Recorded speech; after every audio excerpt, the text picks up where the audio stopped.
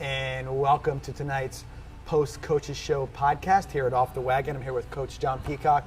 I'm John Mussone, and Coach, the show today was a lot about last week's game, which, you know, in most cases you don't want to see, you know, in any side of the game a big blowout if you can help it. But again, who doesn't? Well, I'm just saying, you know, just starting running back, you know, coming off a long drive, just Ready can't to wait go. to get in there and, you know, saying, you know, after he ran down there and he actually made a tackle on the first kickoff, he said, "Coach, please don't take me out on kickoff, even if we're done with the drive." You know, so that's the type of kid you want to see, and that's the type of attitude that we need to have on special teams. And I have a big sign in my office and in the locker room said, if you're recruiting a Venice High football player and he's not on special teams, you're recruiting the wrong guy, and that's going to be true. Yeah, no doubt. And you got to look at, so you see DJ playing on special teams.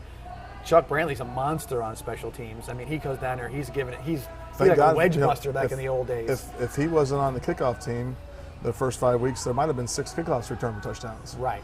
You know, so he definitely loves it. He, you know, obviously the big games, he's a gunner on the punt team, and then he runs down on kickoff. And, you know, we got to have all hands on deck. You know, we're playing these national teams. Yeah, I saw. I think it was Lakeland game, if I'm not mistaken. Chuck was sort of like the safety on the kickoff return or whatever. He's always a safety. Right, but all of a sudden when he sees an opportunity, right, it goes from he's like standing there, and all of a sudden, you know, he's like, who was that? Right. And he just makes the tackle. So you got to know that these kids are out there watching, and he's pumped up about it. It's like, put me returns, in. kicks, and kickoffs. You know, so he's, you know, he's on the punt team. He's on the punt team, on the kickoff team, on the kickoff return team.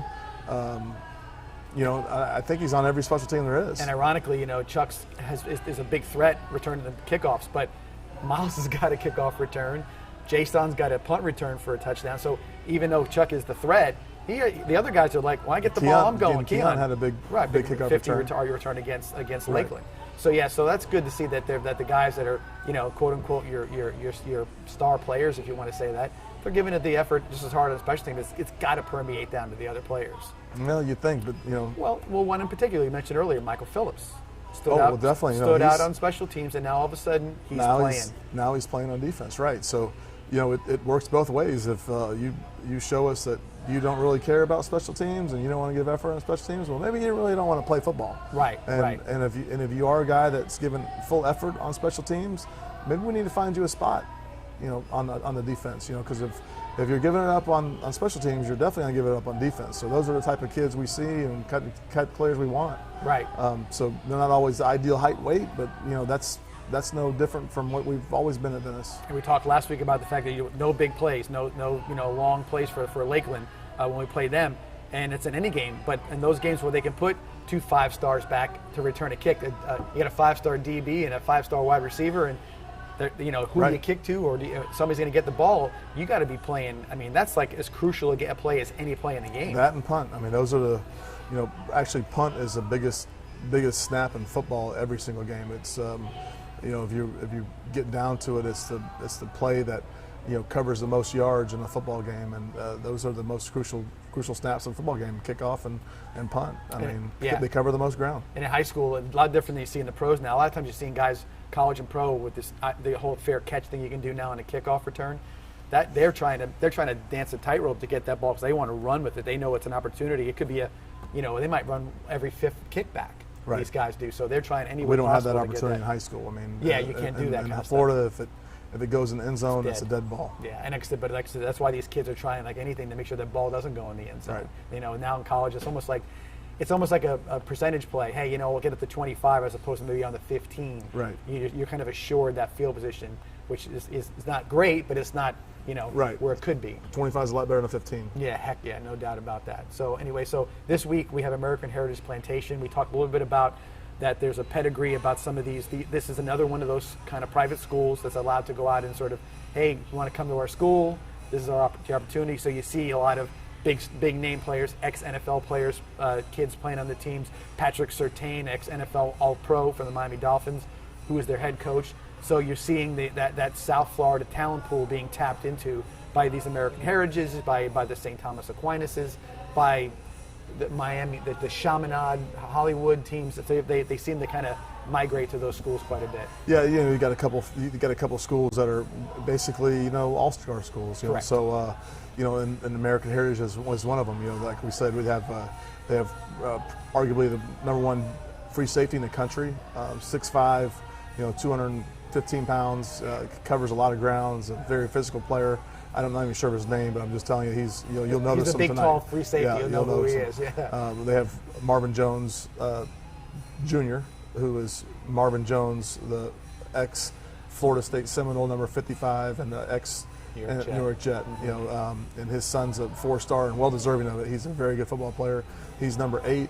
And they are just loaded on defense. They got a couple defensive ends, a couple defensive tackles, and they bring pressure, snap over snap over snap. And we're going to have to do a good job on the offensive line, with our head up and picking up those blitzes and picking up those gaps when we're in our run game.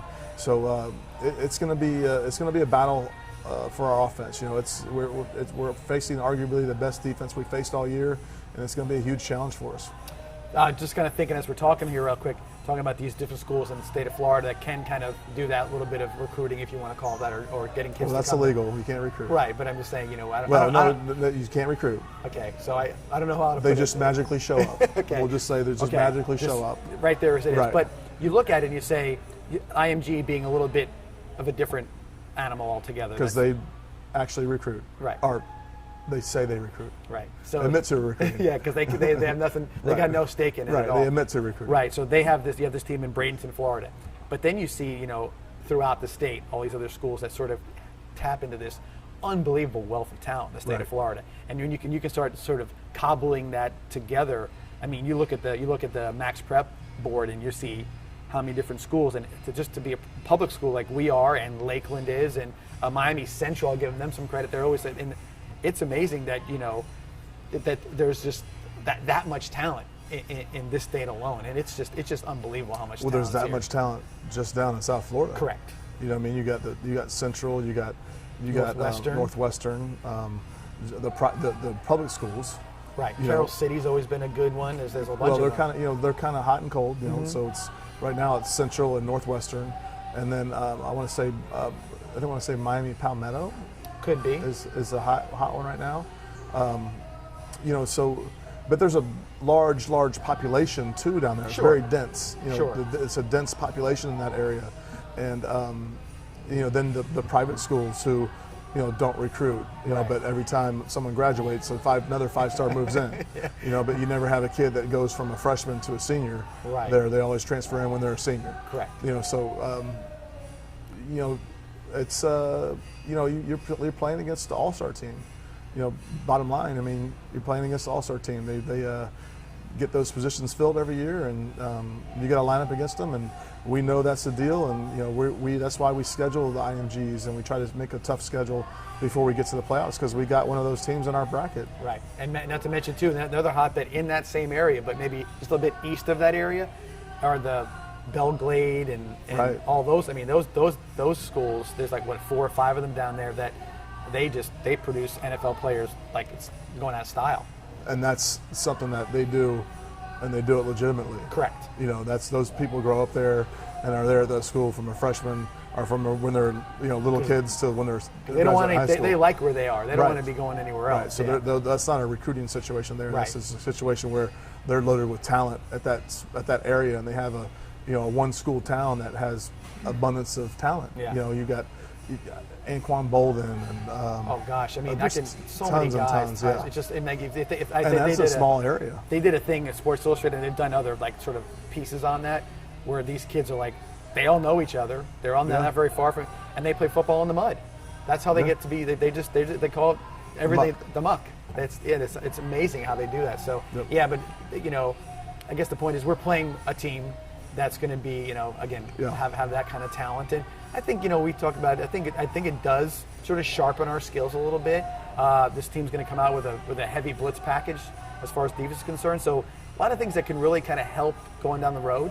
As far as you've seen maybe everything by the time you get to the playoffs, which would be fantastic. Yeah, we'll face some pretty good ball clubs by the time we get to the playoffs, and we were kind of hoping that American Heritage had been undefeated and we'd be facing like the number 8 or number 9 team in the country. Right. They kind of fell off a little bit, but they're still a nationally recognized program as of right now.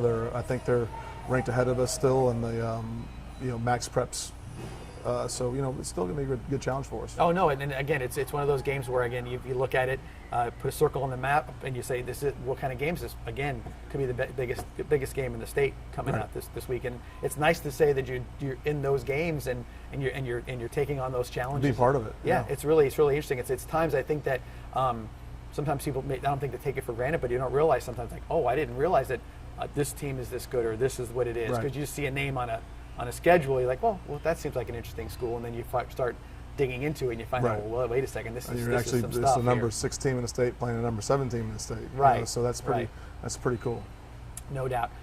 Also, as far as this week is concerned, we look at the schedule and we say this right after this one is sort of Manatee and then the Clearwater Academy School, and then getting ready for that run towards the playoffs. And again, we now know our schedule moving forward pretty much as far as how it's going to play out, which I guess is, good, or it's got to be a little bit of an advantage to kind of look and see where you're going with this thing, as not really known until that final week of the season. Yeah, we open up with Northport in the playoffs, and that's a given. We're playing at home versus Northport, and then the winner of that game plays at home versus Riverdale. Okay. So that's the Riverdale has a bye. We have a play-in game. We're playing Northport at home, and then the winner of that is at home versus Riverdale. So we kind of know at least those first 2 are definites. Right.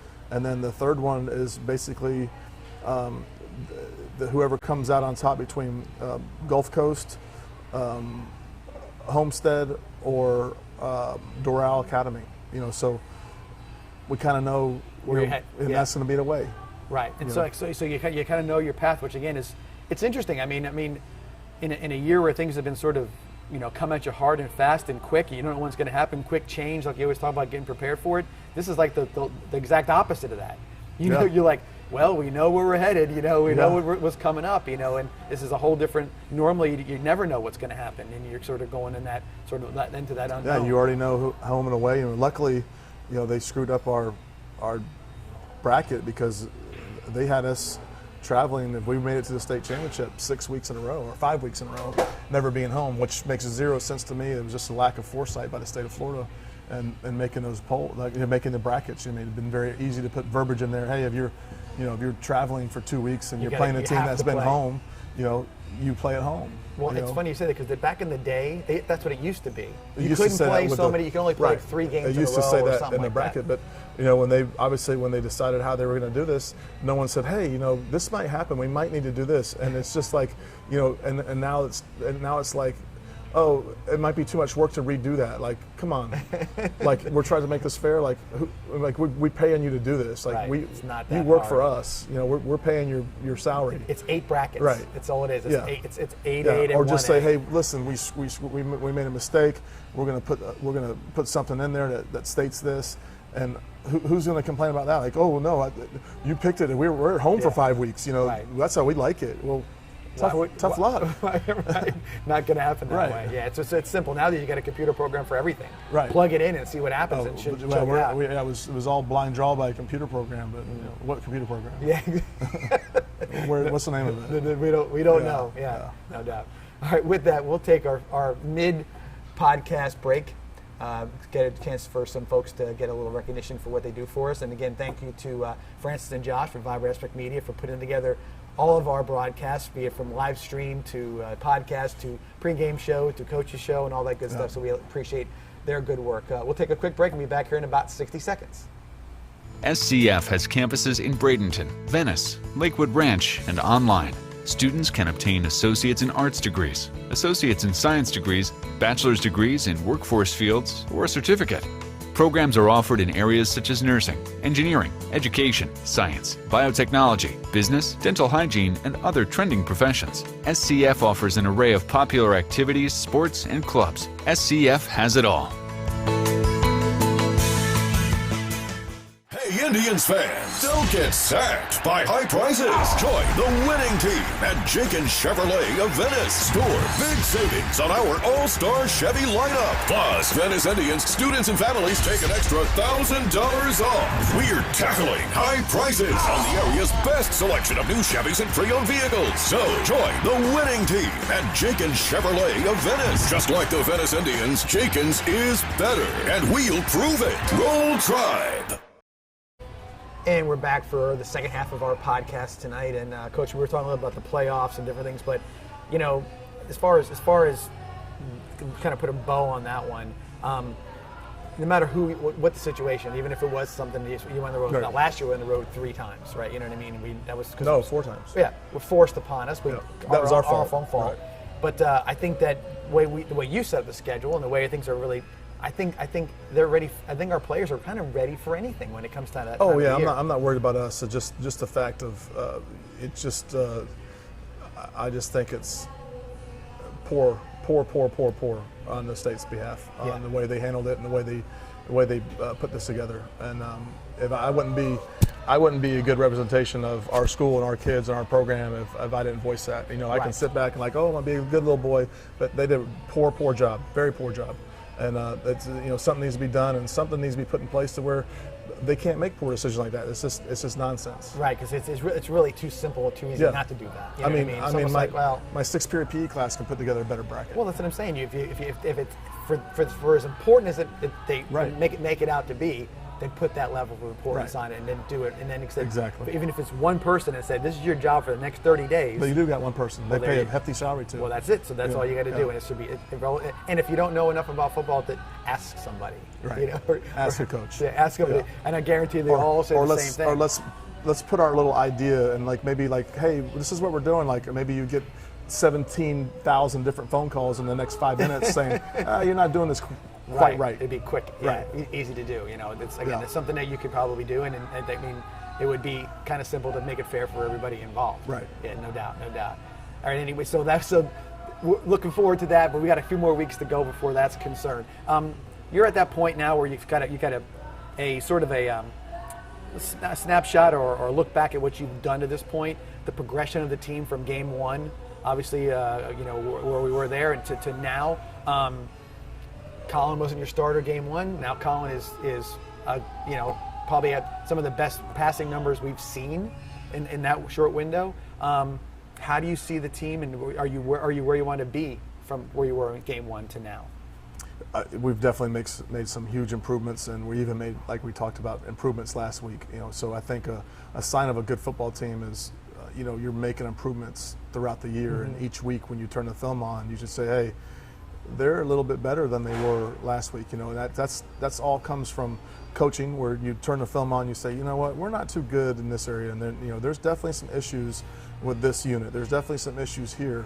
We need to improve, and that comes in. We come in on Saturday morning and we watch film, and maybe I notice something that's not catching someone's eye over here, and maybe somebody else notices something that's not catching my eye, and we say, all right, you're right. We need to fix those, things that we're having issues with, and then you go out throughout the week and we try to fix those issues, and then Friday night you hopefully put a product on the field that's better than was the prior Friday night. Right. Yeah, because sometimes, and even we've talked about it from last week's game. You come off a big win against Lakeland and you play Lakewood Ranch. You look at the schedule like, oh, the kids might get complacent. Doesn't seem to be the way it's been, which is good. You're not seeing any complacency. Right. I remember the state championship here in 2017, pre-game. We were all at the hotel getting ready to go, and you read a letter from a coach from Apopka about this isn't over. And the letter basically said, we made a mistake one time, but we thought we got there. That was it. We were going to go cash our chips in because we won it all, and they lost.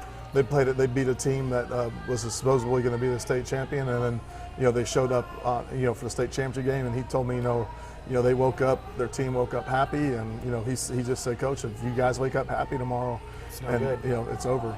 And and I think that's the thing. You should wait every day. You should be you're moving towards that. It's not over. You got to keep going. You can't get happy. You can't get complacent.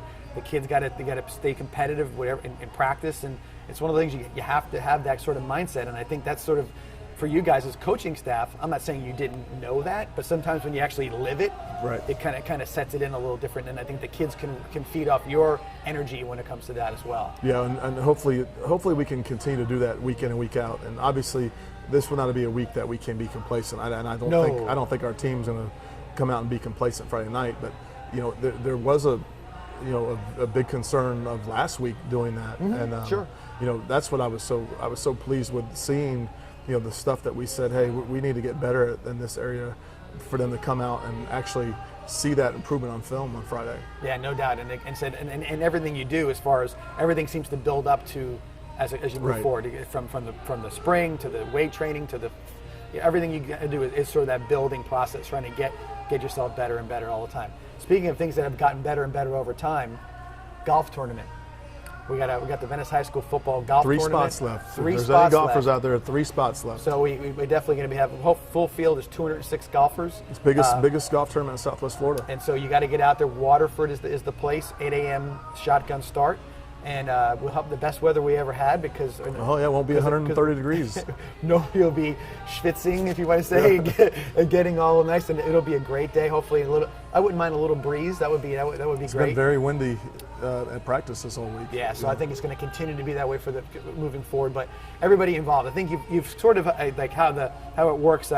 We've all had hands in this along the way since it kind of amped up back in 2007. I think that one of the coolest things is you got all these businesses that are kind of partnering. Rick Michaels from Chick-fil-A's doing Chick-fil-A sandwiches. So no one's going to be hungry, and you got other sponsors that are doing tables halfway through, and it's just there's a cooler at every hole. And Well, you talked about getting better and building, and that's what this tournament's been. Yeah. I mean, it was an 18-hole tournament, Capri Isles 07, to go moving up and moving up and moving up. As far as now, and now you got corporate sponsors that go beyond local in some cases. Yeah. And so that's a really cool situation, and it really is sort of a celebration. I think everyone, also, everyone goes there, they leave with a prize. Yeah, and 100%. Whether it be, tickets to Disney or. So this is how I've got my group of 12 guys who come out and play whatever. Can you tell them? Can you get the towel a little shorter this year because it drags in the mud when I'm going? I'm like, listen. It's a free towel. I can't knock off 6 inches. Right. You get what you get. But it's because I think the expectation is every year it gets a little better. Yeah. You have a little bit more stuff out there, different things going on. It runs smoother. The check-in gets better. The parking gets better. So you're learning and getting better. And I have to say this too, for the people who go out and volunteer for this, which is mostly a parent-run kind of volunteer system, but there's people who have nothing to do with Venice High School football. Oh, that also go out there and say, I'm coming out there, to volunteer. Also, I'm pretty sure that they have dividers in each cart. Yeah, so it's COVID safe. COVID safe. So that's one thing that I haven't mentioned. There'll be dividers in each cart. So if you're worried about COVID or if that's the issue for you, it should be COVID safe. Yeah, because like I said, they knew going into this that they were going to have some issues with carts being an issue. How they're going to fit 206 people on their own carts. They don't have that many carts. Right. So they had to figure out a way, and the plexiglass works. And heck, if you don't like it, walk next to the cart, and you'll be fine with that. So it's good. But again, really big shout out. Give them a little shout out for everybody who's helped in this thing for all the years and all the help. Some moms and dads kids are long gone, and they're still there on a tee box, volunteering or taking pictures or doing whatever else it is. Coaches' wives are out there, and everybody has a good time. So it's really, there might be 206 golfers, there might be 100 volunteers out there, and it's that big of an event. So it really is cool. Everybody has a good time. They really do. It's not a kind of place that nobody's really taking their golf too seriously that day. Some people probably do, but if I have a birdie or two with my group and we have a good time, and that's kind of what we're looking for. Right. So just if you can, 3 spots open, but for in the future, whatever you hear about the Venice High School football tournament, and people tell you stories about it, it is what it is. It is that kind of an event. It is that big, and Waterford has done a real nice job for us the last few years because they have the 3 9s out there, which really helps because you can pack more golfers out there. I think we're getting to the point where we may need 4 9s. It's getting to the point of that the demand, and even with this year, think about it. So we've always turning away golfers. We really didn't know until maybe 6 weeks ago, 8 weeks ago that this was going to happen, because there's a lot of restrictions put on everybody, so you didn't know if you could gather that many people. but we're in a situation where we can, and we're safe and got the green light. And we'll turn away golfers Saturday because well, there's only 3 late. left. So if you do want to play in this tournament and you do want to have a foursome, you've got to get your information in now so that we'll reserve your spot. Yeah, no doubt. Because if you can get in early, now I don't know if this is going to be. If this works out. I mean. We think we'll go back to June again, or would you think about keeping it in October if it works out? I don't know. I think in the past it's been different prices if you go in this time of year, sure. but the weather sure is a lot nicer. Yeah, because it makes it. Because I know in the last couple of years, there's always had a little chance of rain, and that's always cutting the tournament short. But if we can pull it off, it just is tough. It's tough as far as the coaches, because we got to prepare for. We got to prepare for Manatee, so I won't be there until the end of it. So. It's a that's kind of the other deal is like we're missing out a little bit. Yeah, not that missing out, but just not able to help as much. Like you guys, you're stepping up to help. As far as pre-planning it, and we're just we don't have access to do it right now. Right. So it's usually not during school. It's in the summer, and we don't have any other obligations, and so we have Thursday and Friday and Saturday morning to do whatever needs to be done. But right now. Right. We're kind of we can't do anything. Right. With that, though, all the fun and everything else, though, it's one of our major fundraisers for the year. It is the number 2 fundraiser for our tournament, but it is the number 1 community event. Because you got all the people playing, again, the volunteers, and then you've got businesses that are involved that really step up. I mean, you got trucks here and this people there and everything else, so it's kind of neat. It's a very, very large undertaking that everybody seems to really step up to and enjoy. So again, come on out if you can. If you got right now, you got time to get 3 foursomes. And I think there's probably some information to call on the website. They can go on the website, and you can pay for it for credit card on the website now, or you can basically throw your name in there and pay when you get there. Yeah, you can put your name in there. You can call Jessica up or whoever's on the information sheet. I think Cindy Beck's still on there, if I'm not mistaken. And put your name in there with her, or text her your foursome, and you'll be reserved. Yeah, good to go. So we're looking forward to that. It should be a real good time with that coach. Like I said, as far as again going back to the football in general. Friday night, again, you've got a lot going on as far as other than golf tournaments. You've got a big football game and everything else. So anything last minute you'd like to say before we cut off the podcast, or is you got anything you're going to add about what to expect? Anything you expect out of certain players? What do you got? No, all I can say is if you're going to be there Friday night, make yourself heard. We're going to need a home field advantage. We're going to need everything we can Friday night. And I will say this, considering the fact that they are socially distancing, they got every other bench empty. I mean, from my perspective, I don't know how you feel. I mean, it still feels like it's got that intensity, when we need it. When you look up there, it looks filled because you can't tell, it's every other row. But if you're there, let's be loud and let's make it a home field advantage. And it's nice the band's back. Yes. Because it's very strange because you think to yourself, in the context of what you're doing, it's that one extra element that kind of gets that. It's that next level thing. A great play is going to get a response no matter what. Right. But it's those points in times where you need a little something, a little drum beat, a little trombone, or a little something going on there, and you can really tell the difference when they're there. And I'm glad that they get a chance to do it because it's a 3-pronged event for a lot of people. Got a new band director, doing a nice job. Yep.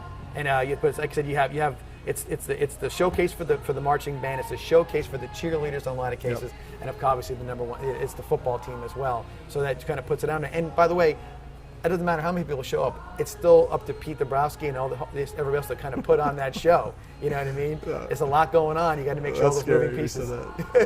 Well, he's got it going on. There's no doubt about it. So, and I know that he is now sort of taken to the fact that he likes to do the live streaming. Let's end it on that note. That Pete Dabrowski's taking care of it. I'm scared right now. All right, with that, so look forward to seeing everybody on Friday night. Again, we always say we hope to come back with a big W. We'll talk about that next week. With that, thank you all for watching our podcast tonight. Hope to see you Friday night, and if you can make it out Saturday, do that as well. We really do appreciate all your help. For Coach John Peacock, I'm John Mussone. See you all next week here on the podcast.